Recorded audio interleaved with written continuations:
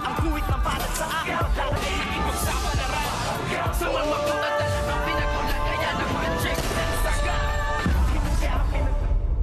Good morning and welcome sa aking munting channel. Pinagbabaril nga ng dalawang lalaki ang bahay nga nitong mayabang na pulis na si Rigor. At ngayon naman ay ang kanyang pinagbibintangan na naman ay walang iba kung hindi ang kanyang kagalit-gagalit na ito ngang si Tanggol na naman ang kanyang pinagbubuntunan sa pagbabaril niya sa kanilang tahanan. Rigor, mag-isip-isip ka naman, hindi sa lahat ng bagay ay si Tanggol na lang ang gumugulo sa inyong buhay. Isipin mo rin na marami ring taong galit sa'yo dahil sobrang hambog mo at yabang mo.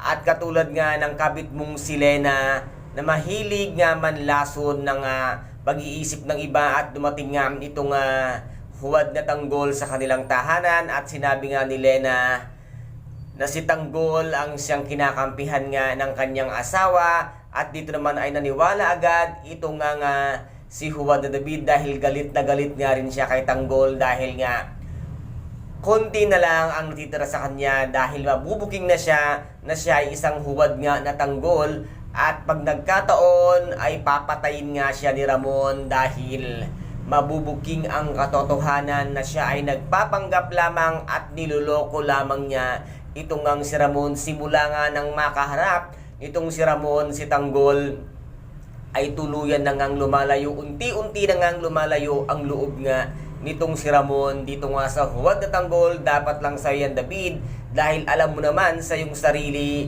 na ikaw ay peking Tanggol lamang at dito nga ay nagpaplano ng maghiganti itong si Pablo nga dito kay Bubbles dahil sa ginawa nga ni Tanggol sa kanya.